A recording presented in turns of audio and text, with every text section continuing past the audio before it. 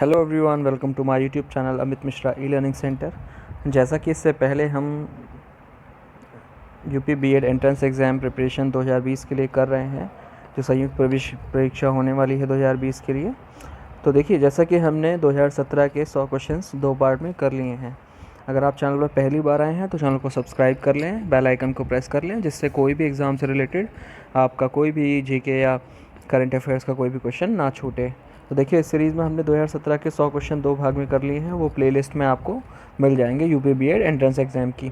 ठीक है, तो अब हम 50 क्वेश्चन इसके और सेट के करने वाले हैं, जो कि 2017 पेपर का आखिरी सेट होगा। तो चलिए स्टार्ट करते हैं। क्वेश्चन नंबर 51 देखते हैं। शेरशाह ने ग्रैंड ट्रैंक रोड इनको जोड़ने के लिए बनवाई थी। तो देखिए, grand trunk road GT road का पहले भी एक क्वेश्चन आ चुका है। तो अब इसमें देखिए क्वेश्चन क्या पूछा है कि किन दो शहरों को या राज्यों को जोड़ने के लिए बनवाई थी। तो आगरा और कन्नौज, आगरा और को सासाराम से जोड़ने के लिए बनवाई थी। ऑप्शन सी इसका बिल्कुल सही हो जाएगा। कब इसका निर्माण हुआ था? 16वीं सदी में। ठीक है, सॉरी। आर.एच. कारक का नाम इसके आधार पर पड़ा। अब आर.एच. कारक का नाम किसके आधार पर पड़ा? बंदर, बंदर के आधार पर इसका नाम पड़ा। तो नेक्स्ट क्वेश्चन देखते हैं, क्वेश्चन नंबर 53। भारत की विदेशी मुद्रा अधिकतम इस मद में खर्च होती है। जितनी विदेशी मुद्रा है वो किस में खर्च होती है? तो बी इसमें सही हो जाएगा ऑप्शन, पेट्रोलियम उत्पादों के आयात पर। यानी कि जो भारत पेट्रोलियम आयात करता है, पेट्रोलियम मंगाता है, उसके ऊपर सबसे ज़्यादा मुद्रा खर्च होती है। नेक्स्ट क्वेश्चन देखते हैं। दुनिया में कुल टिन का 2/3 भाग कहाँ से आयात, यहाँ से आयात आता है। कहाँ से आता है वो बताना है हमें, कौन सी जगह है।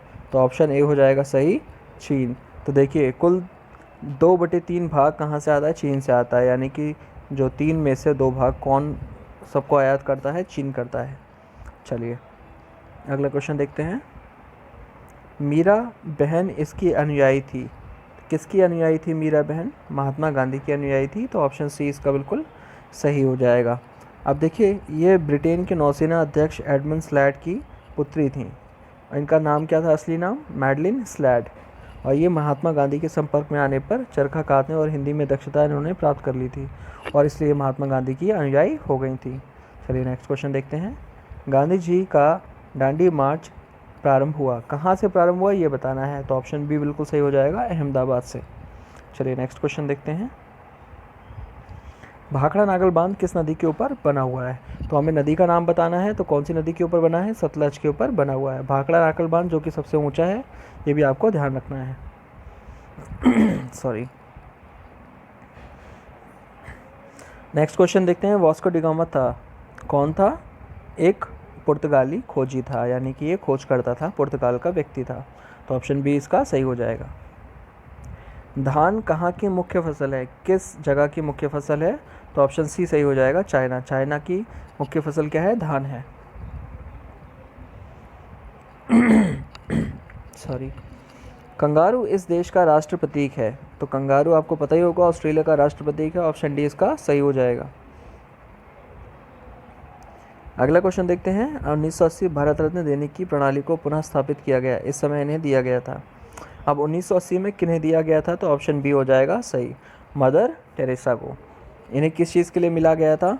तो इन्होंने गरीबों की सहायता के लिए इन्हें ये मिला था। और इनको और किस नाम से जानते हैं ये भी आपको ध्यान रखना है। लंदन में बैम्बेल मैदान इस खेल से संबंधित है। किस खेल से संबंधित है? तो फुटबॉल से संबंधित है। ऑप्शन डी इसका सही हो जाएगा। अगला क्वेश्चन देखते हैं, question number 63।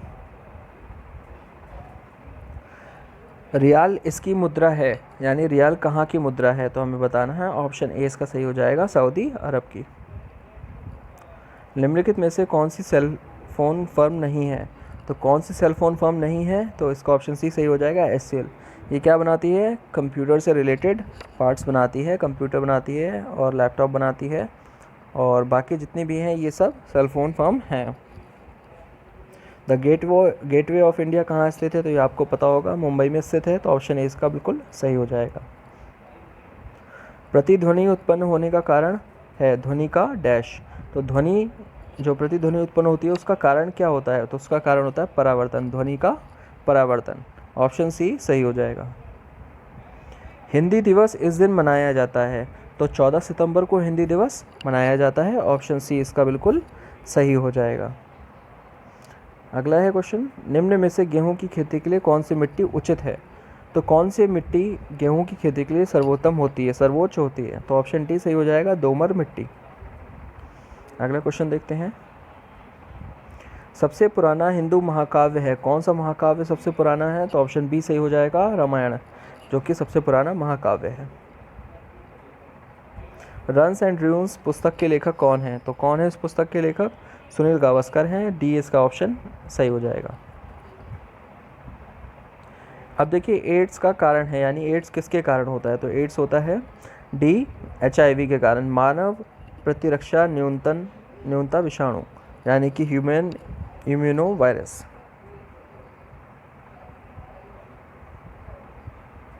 Garden of England, यहाँ है गार्डन ऑफ इंग्लैंड किस शहर में, ये बताना है हमें। तो ऑप्शन डी सही हो जाएगा, कैंट में। निम्नलिखित में कौन मूलभूत अधिकार नहीं है? तो कौन सा अधिकार मूलभूत अधिकार हमें प्राप्त नहीं है? तो संपत्ति का अधिकार मूलभूत अधिकार में नहीं आता है। अगला क्वेश्चन देखते हैं, बॉक्साइट इसका महत्वपूर्ण अयस्क है, तो बॉक्साइट किसका महत्वपूर्ण अयस्क होता है? तो ऑप्शन ए सही हो जाएगा, एल्युमिनियम का। मोनालिसा की प्रसिद्ध कलाकृति का चित्रकार कौन था? तो ये आपको पता ही होगा, लियोनार्डो दी विंसी इनके कलाकृति के चित्रकार थे। ऑप्शन ए सही हो जाएगा। लाल रक्त सेल के निर्माण के लिए निम्न में से क्या आवश्यक है? तो किस चीज़ की आवश्यकता होती है? फॉलिक अम्ल की आवश्यकता होती है। ऑप्शन बी सही हो जाएगा। RBC का निर्माण करने के लिए किसकी ज़रूरत होती है? फॉलिक एसिड की। तो ऑप्शन बी इसका सही है। निम्नलिखित में से कौन सा कठोर जल में उपस्थित है? क्या उपस्थित होता है? कैल्शियम उपस्थित होता है। कैल्शियम और मैग्नीशियम के इसके बाइकार्बोनेट और कार्बोनेट उपस्थित होते हैं, इसलिए क्या होता है, ये कठोर जल बन जाता है, जिसे हम हार्ड वाटर कहते हैं। वन्य जीव संरक्षण का सबसे प्रभावी तरीका क्या है?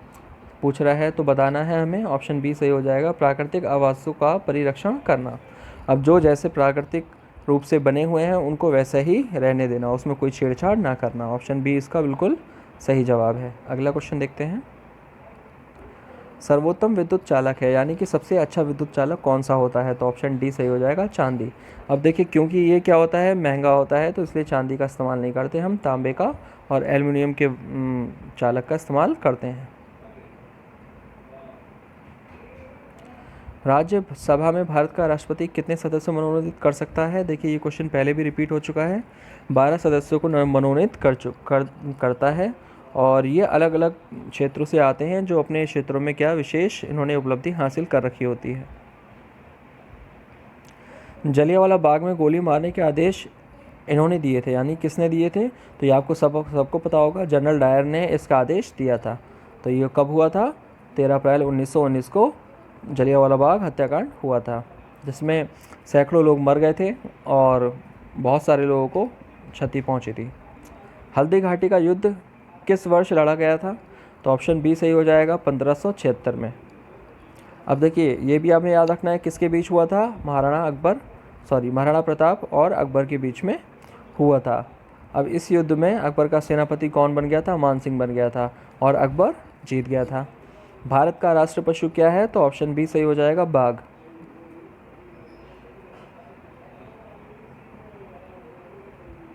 चलिए अगला क्वेश्चन देखते हैं, राष्ट्रीय सुरक्षा का दायित्व इनके ऊपर है, किस व्यक्ति के ऊपर है राष्ट्रीय सुरक्षा का दायित्व?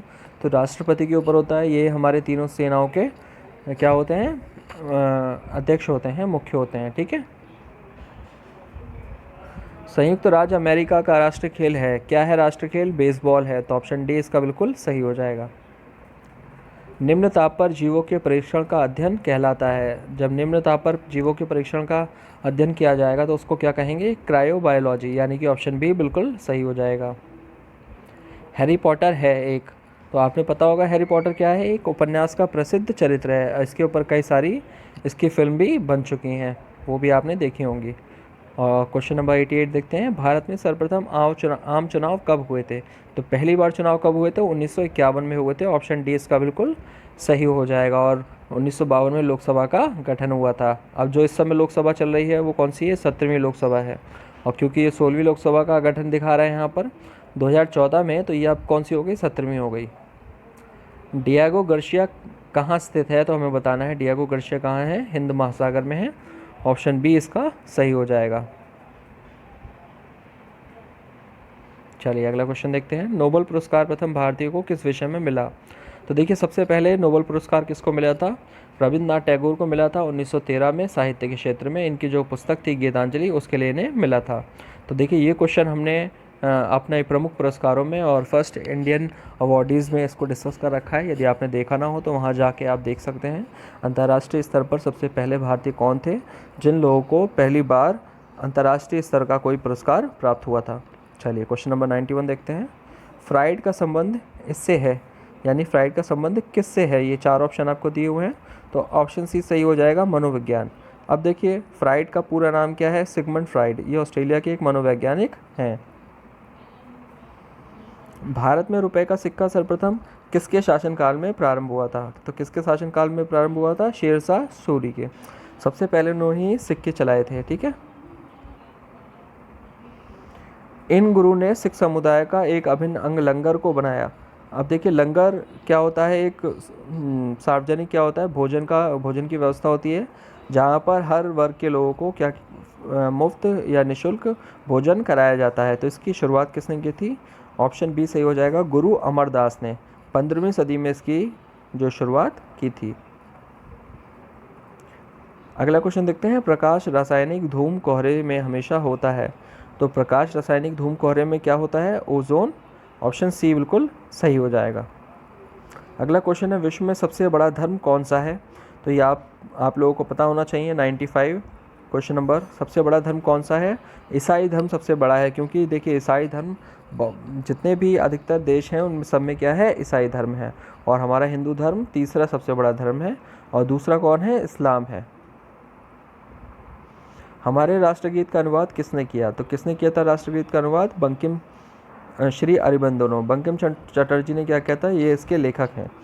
तो इसका अनुवाद किसने किया था? श्री अरबिंदो ने। सॉरी।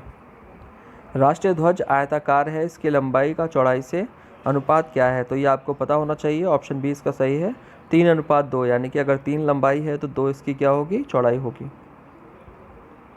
और इसको कब अपनाया गया था? 22 जुलाई 1947 को राष्ट्रीय ध्वज के रूप में अपनाया गया था। इसके देखिए हमने तीनों जो रंग होते हैं उसके बारे में भी हमने बात कर ली थी। ठीक है, तो वो भी आपको ध्यान रखना है। केसरिया बलिदान का प्रतीक होता है, जो सफ़ेद रंग होता है तिरंगे में वो शांति का प्रतीक होता है, और हरा रंग समृद्धि का प्रतीक होता है। और जो बीच में नीला चक्र होता है वो किसका प्रतीक होता है? वो सतत आगे बढ़ते रहने का प्रतीक होता है। तो ये भी आपको याद रखना है। वातावरण को प्रदूषित करने वाला अत्यधिक हानिकारक प्रकार है। तो कौन सी ऐसी चीज़ है जो वातावरण को सबसे अधिक प्रदूषित करती है? तो ऑप्शन ए सही हो जाएगा, मानव कार्बनिक अपशिष्ट। अब देखिए जो कार्बन अपशिष्ट हम लोग पैदा करते हैं उसकी वजह से जो वातावरण है वो सर्वाधिक प्रदूषित होता है। तो क्वेश्चन नंबर 99 देखते हैं। सौर ऊर्जा का स्रोत है, कौन सा स्रोत है सौर ऊर्जा का? नाभिकीय संलयन। देखिए ये नाभिकीय संलयन क्या प्रक्रिया होती है? ये जो हाइड्रोजन के अणु होते हैं टूटते रहते हैं और ये क्रिया लगातार चलती रहती है, जिसकी वजह से ये कभी बंद नहीं होती, और यही इसकी सौर ऊर्जा का क्या है? स्रोत है। तो इसकी देखिए यहाँ पर पूरी प्रक्रिया यहाँ पर दी हुई है। अब अलग अलग होकर ये क्या करते रहते हैं? बड़े नाभिक का निर्माण करते रहते हैं, टूटते रहते हैं। तो ये प्रक्रिया कभी ख़त्म नहीं होती, इसलिए सूर्य की जो ऊर्जा है वो हमेशा बनी रहती है। आज का आखिरी क्वेश्चन देखते हैं। पीतल इनके मिश्र धातु है। तो पीतल किन किन की मिश्र धातु है? ऑप्शन बी सही हो जाएगा, तांबा और जस्ता की। तो पीतल में देखिए 60 से 62% लगभग तांबा होता है, और जस्ता 40 से 38% होता है। पीतल का इस्तेमाल आपको पता होगा मूर्ति बनाने में, बर्तन बनाने में, जो मंदिर के घंटे होते हैं इत्यादि बनाने में पीतल का प्रयोग किया जाता है। मैं उम्मीद करता हूँ आपको ये वीडियोस अच्छे लग रहे होंगे, आपके तैयारी में सहायक होंगे। यदि आपको भी ये सहायक महसूस होते हैं तो आप इन वीडियोस को शेयर करिए।